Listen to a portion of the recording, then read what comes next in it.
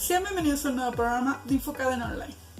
Hoy platicaremos sobre las reformas a la Ley Federal del Derecho de Autor y al Código Penal Federal.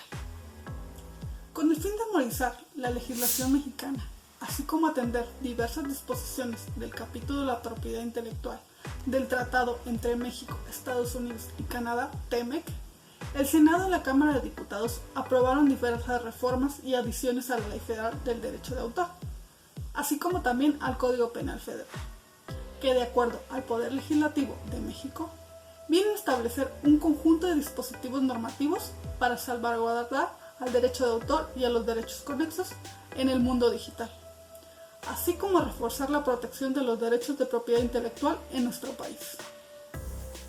El pasado 1 de julio de 2020 se publicó en el Diario Oficial de la Federación el decreto por el que se reforman y adicionan diversas disposiciones de la Ley Federal del Derecho de Autor.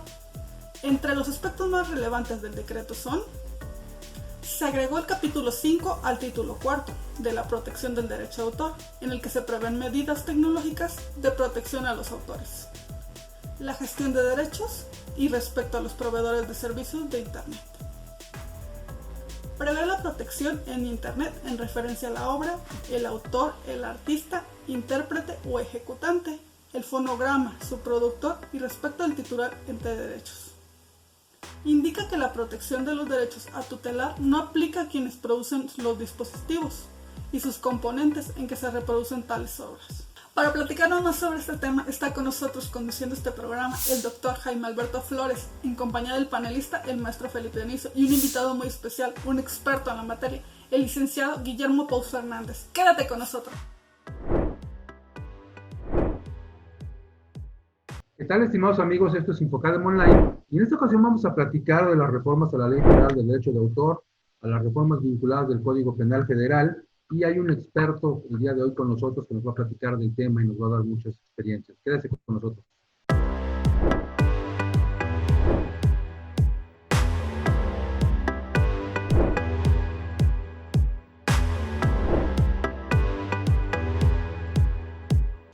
Estimados amigos, como platicamos en la introducción, el día de hoy vamos a platicar particularmente de las reformas a la Ley Federal de Derechos de Autor, algunos conceptos vinculados al Código Penal Federal y toda esta parafernalia que se ha plasmado a partir de estas reformas y estas modificaciones que parece que esencialmente cambian algunos de los conceptos que ya conocíamos de esta disposición. Como siempre nos acompaña el maestro Felipe Dionisio en nuestro panel de expertos, y hoy tenemos a un experto en el tema, al licenciado Guillermo Pous Fernández, quien es un experto en derechos de autor, que es un experto en el área de entretenimiento, que además tiene reconocimientos y certificaciones en la ONU.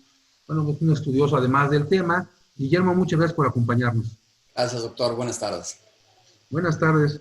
Pues, mira, hay una serie de reformas y tú las conoces perfectamente, por eso es que queremos que nos platiques de ellas. Es una serie de reformas a la Ley Federal de Derechos de Autor, sanciones importantes ahora a estas infracciones, y por lo menos se estima, o sea, se ha comentado en distintos medios, que estas reformas siguen a disposiciones o a ordenamientos internacionales, el TEMEC en particular, y que hay sanciones importantes y que particularmente las vamos a ver reflejadas en nuestro país. ¿Qué nos puedes platicar de estas reformas, Guillermo? Y muchas gracias por acompañarnos nuevamente. Gracias. Nuestra actual ley fue publicada en el 96, entrando en vigor en el 97. La última reforma medular fue en enero del 2020 y como consecuencia de la entrada en vigor del TEMEC le hacen nuevas modificaciones, tiene nuevas implementaciones en julio de este año, del 2020. Lo hacen específicamente adaptándolo a estas necesidades que impone el TEMEC, sobre todo para temas de tecnología, para evitar violaciones o mayores violaciones a derecho de autor, o bien para poder nutrir a estos titulares de derechos con herramientas suficientes y necesarias, con miras a tratar de evitar litigios, sino tener una alternativa adicional y mucho más ágil para poder impedir que terceros utilicen sus contenidos sin autorización.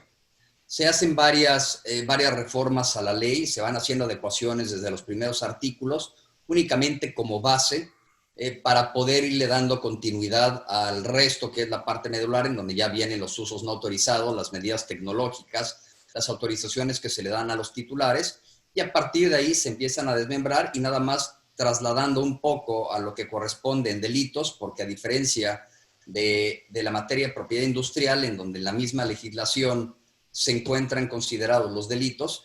No es así en la Ley Federal de Derecho de Autor, que se traslada toda esta parte penal al Código Penal Federal.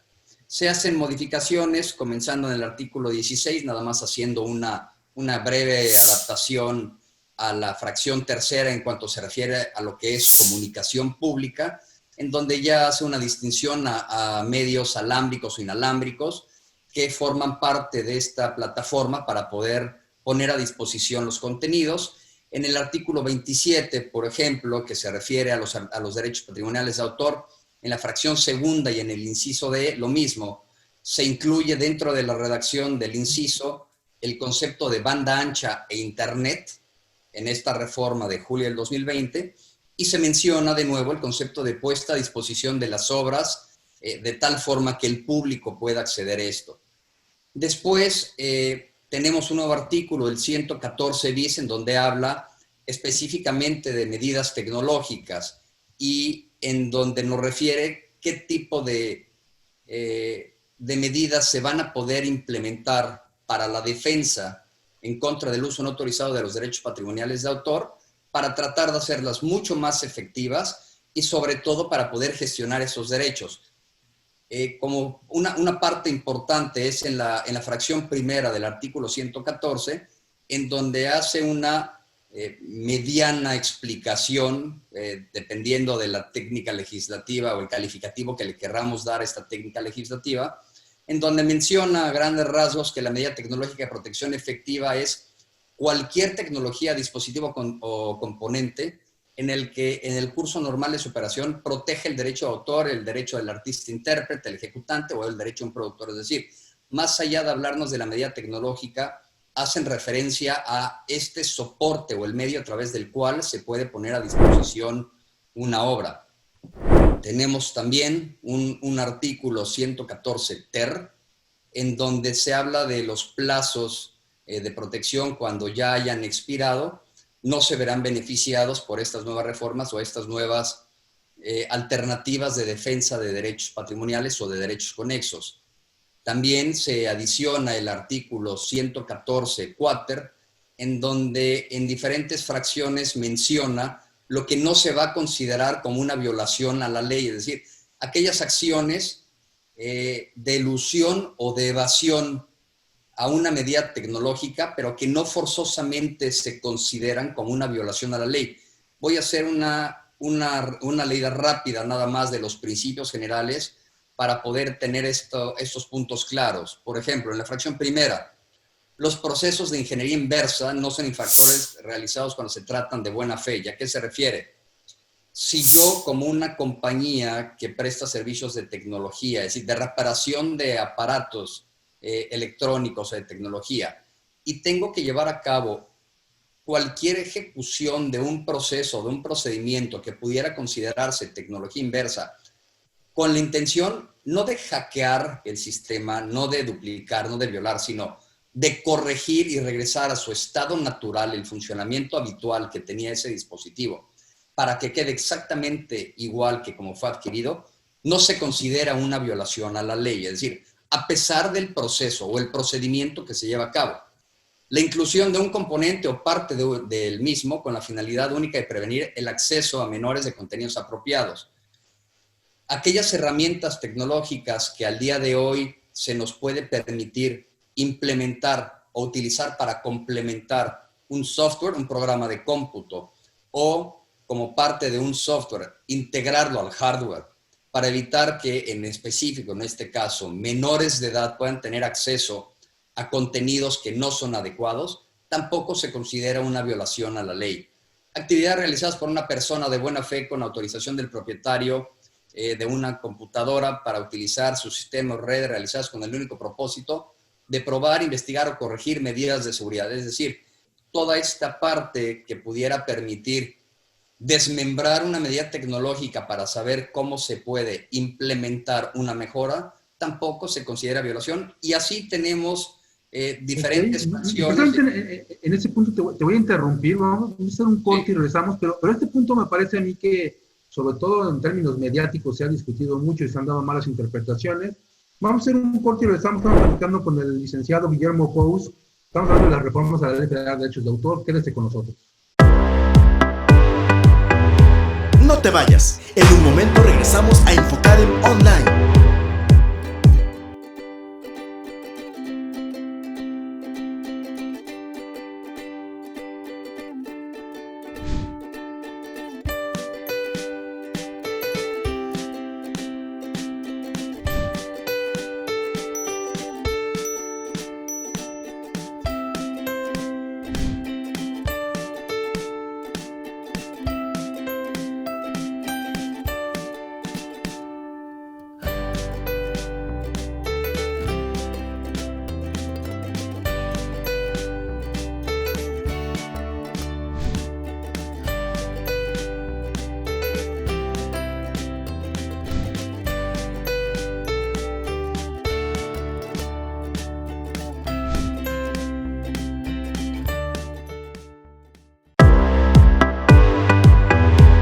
Gracias por acompañarnos. Estamos de vuelta en Infocadem Online. Bien, pues regresamos. Estamos platicando de la Ley Federal de Derechos de Autor. Guillermo, nos estás platicando de un tema que además, bueno, en medios estuvo muy controvertido porque había quien decía que ya no podíamos reparar ni teléfonos, ni computadoras, ni hacerle ninguna adecuación. Y precisamente con estas últimas disposiciones que nos decías antes de irnos al corte, nos damos cuenta que incluso están contempladas como prácticas que pueden llevarse a cabo sin ser objeto de ninguna sanción, de ninguna infracción, no se comete ninguna infracción al llevarlas a cabo.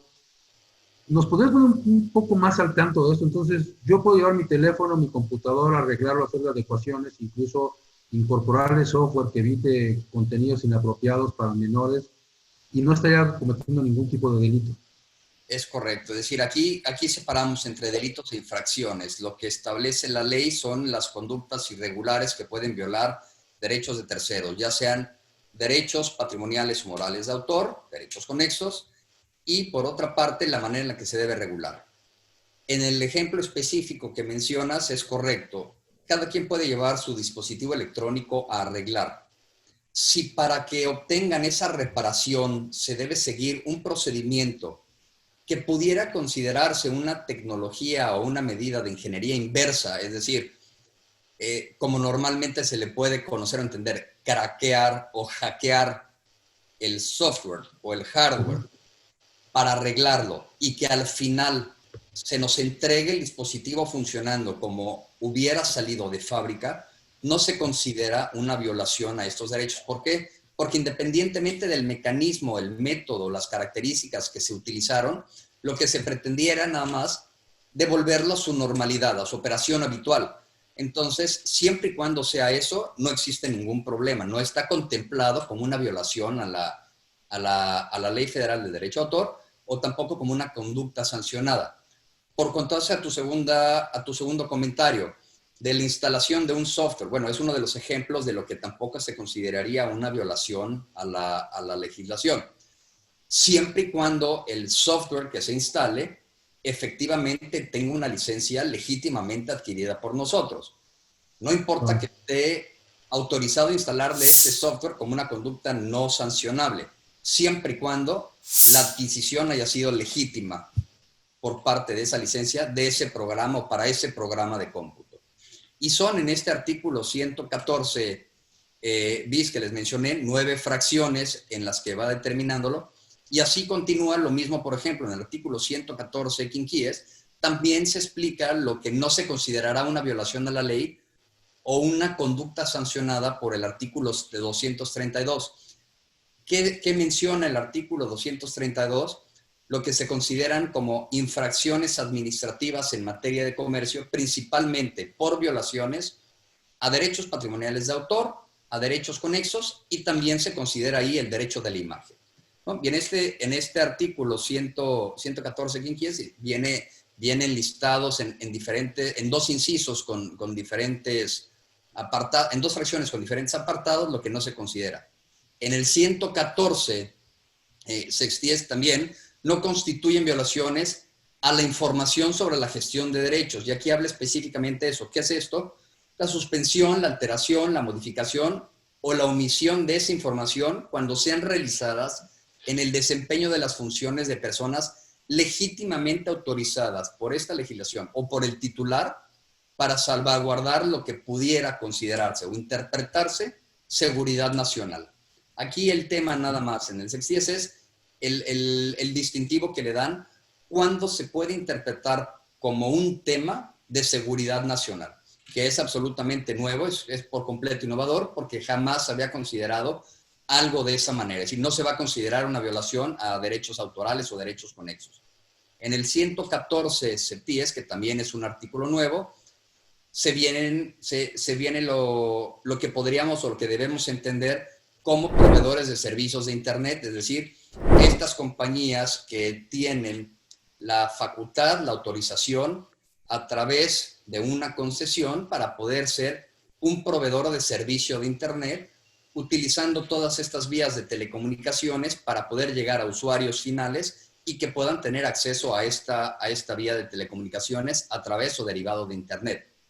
Otro artículo, un artículo 114 OCTIES, en donde menciona los proveedores para servicios de Internet cuándo no serán responsables por daños y perjuicios que sucedan o se lleven a cabo como consecuencia de la prestación de su servicio, pero no realizadas estas actividades por parte de ellos, sino por parte de los usuarios que tienen contratados su servicio para poder acceder a Internet. Y también menciona como parte trascendente este artículo el tipo de información o la información mínima que debe contener este aviso o esta clase de avisos, que son señalar el nombre del titular o del representante legal y el medio de contacto para recibir notificaciones, es decir, que sean perfectamente localizados y que estén localizables. Identificar el contenido de la infracción reclamada, es decir, ¿por qué argumento yo que un tercero está violando un derecho que represento? Manifestar el interés o derecho respecto al cual es el derecho de autor, es decir, en dónde o de qué manera consta esta violación. Y 4, especificar los datos de la ubicación electrónica. Cómo identificar a través de qué usuario se está llevando a cabo este uso. Esto me parece que es lo que más revuelo ha causado en esta modificación a la ley, porque se refiere a un término que ya existía, ya sucedía y se ejecutaba perfectamente, a pesar de no estar regulado en nuestra legislación, pero que por prácticas internacionales era la manera que se conocía como notice and take down, es decir, yo doy el aviso para que descarguen, bajen, quiten, eliminen un contenido que está violando derechos. Esto se considera, o muchas de las personas que habitualmente tienen como base de sus operaciones plataformas digitales, una transgresión y equivocadamente lo equiparan a lo que pudiera entenderse como una censura, y no lo es de ninguna manera, es decir, no son sinónimos ni siquiera equiparables. Censura es que te prohíban hacer o decir algo, de lo cual pues, nuestra Constitución nos dota plenamente del derecho a la información y a la libertad de expresión, y en todo caso libertad de imprenta. Tenemos una ley de imprenta que, a pesar de que sea absolutamente vieja y pudiera considerarse... Precisamente... Digo, en ese tema vamos a quedarnos, vamos a hacer un corte y regresamos, Guillermo, perdón que te interrumpa. No te vayas, en un momento regresamos a Infocadem Online.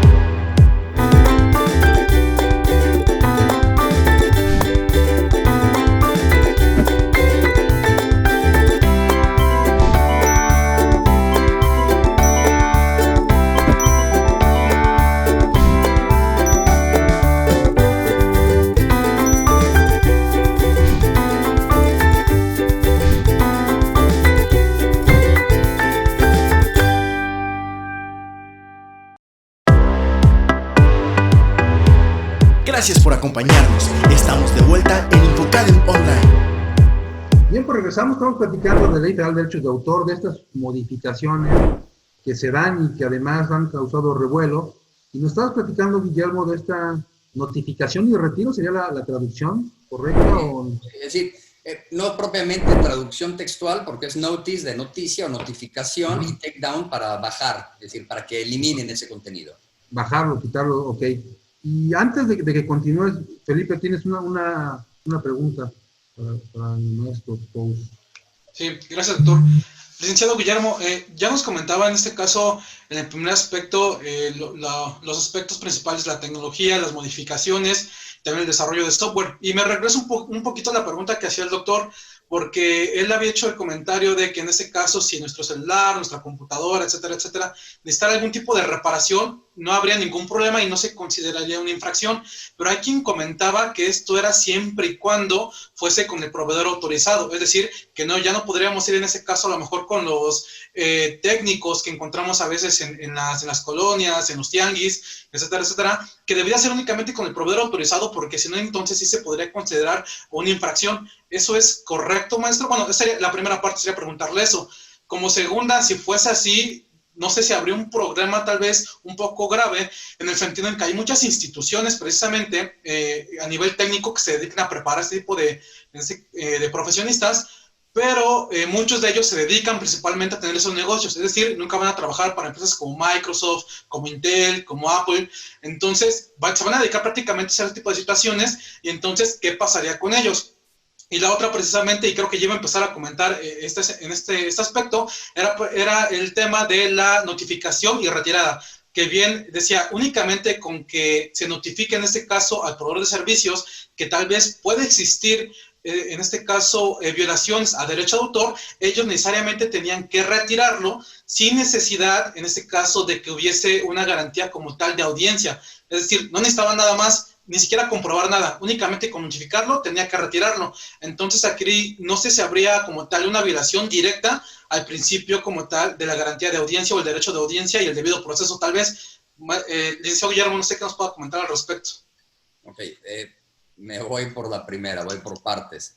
Efectivamente, podrían existir instituciones que se dediquen a preparar o a capacitar a personas para que puedan dar cierto servicio técnico derivado de los conocimientos que van adquiriendo. ¿Por qué mencioné textualmente el término craquear o hackear? Porque si lo que se va a hacer es a través de medios propios, dedicándote profesionalmente a ello, vas a romper con el sistema de tecnología para arreglarlo, aquí tienes dos vertientes. Uno, primero se tiene que determinar, independientemente de que seas un proveedor autorizado o no, si tu aparato, si tu dispositivo, sea cual fuere, va a perder o no la garantía por no hacerse a través de esta cadena de servicios, es decir, del distribuidor autorizado. Segundo, cuando llevas a arreglar esto, es decir, no forzosamente significa que lo estás haciendo para no ponerle o para no encajonarlo en un tema estrictamente de un servicio legal. La actividad puede ser absoluta y por completo lícita, ¿no? No significa tampoco que puedas o no pagar los impuestos o que emitas una factura o que libres un recibo de honorarios por el servicio prestado como consecuencia del ingreso. Aquí el tema es cuál va a ser la metodología para que lo lleves a cabo y no sea considerado como una violación a los derechos de autor. ¿Por qué? Porque si lo que tú haces más allá es infringir o intervenir o interferir en un tema vinculado con un programa de cómputo para poder hacer esta reparación del dispositivo, de tal manera o a la par también podrías violar derechos de propiedad industrial. Entonces, tienes que definir exactamente cuál es el servicio a solicitar, de qué manera se va a prestar este servicio, para ver que califiques perfectamente en lo que establece el artículo y no solamente pienses que por hacerlo de manera lícita, es decir, comercialmente lícita, mercantilmente lícita, significa que por la vía administrativa o por la vía penal pudieras evitar una consecuencia. Eso por lo que se refiere a la Ley Federal de Derecho de Autor, a la ley, al Código Penal Federal y a esta nueva ley que protege la propiedad industrial, porque no solamente hay derechos autorales involucrados, también hay derechos sobre las invenciones que pudieran ser patentes o modelos de utilidad. ¿Cuál fue tu segunda pregunta? Le comentaba al licenciado que en este tema precisamente de la notificación y retirada, donde no se necesita como tal acreditar que efectivamente se están infringiendo derechos de autor, en este caso el proveedor de servicios digitales tendría que retirarlo. Yo le decía, entonces aquí no habría como tal una violación en este caso, al derecho de audiencia, debido proceso como tal. De entrada, digo, porque sería muy fácil decir, bueno, sabes que a lo mejor, no sé, el doctor Jaime, usted mismo, ante, por ejemplo, un programa como estos, dice, ¿sabes qué? Están violando derechos de autor, y automáticamente van a tener que bajarlo, sin necesidad de acreditar como tal, que efectivamente tenemos el permiso, o tienen el permiso para la transmisión. Entonces, ¿no sería como tener una violación directa de entrada al derecho de audiencia? ¿No se está extralimitando la ley en este sentido? No conociéndose por completo cómo funciona y cómo está regulado y legislado. No es simplemente que yo envíe un aviso a través de la plataforma para que descarguen un contenido diciendo que violo derechos de autor. Es decir, voy a decir que tal usuario identificado de tal manera está violando este derecho del cual yo soy titular por esta razón. Se recibe esa notificación y a partir de ello me dan un aviso en donde me dicen, ok, ¿cómo lo vas a acreditar? Puedes presentar un título de marca para argumentar que estás violando un derecho posiblemente con un nombre artístico derivado de una marca o de una reserva que sí está regulada en la Ley Federal del Derecho de Autor. Puedes presentar el título de registro de una obra musical que te acredita como titular. Puedes enviar un contrato en donde se te reconoce la exclusividad sobre la licencia de distribución de una producción fonográfica. Haciendo eso, se descarga. Y además le dan oportunidad a este usuario de, es decir, como se le conoce, de hacer un challenge, de retar esa descarga y poder argumentar por qué él considera, en todo caso, que no está violando el derecho autoral, el derecho conexo. Entonces, no nada más es decir, no es un acto de censura, claro. Y segundo, no es nada más yo levantar la mano para decir, descárguenlo porque está violando derechos. Por supuesto que se tiene que acreditar. Y es la agilidad que le dan, porque de lo contrario, si se pretendiera iniciar un litigio con absolutamente todas las formalidades para llevar a cabo un proceso, no hay poder humano ni económico que pudiera sustentar eso. Es decir, son 70,000 casos como mínimo. Qué pena, Guillermo. Vamos a tener que terminar el programa porque se nos terminó el tiempo, desafortunadamente, y en la parte más interesante, yo creo que te vamos a comprometer para que nos acompañes en otro programa porque hay muchas dudas. Muchas gracias por acompañarnos y nos esperamos en esta próxima.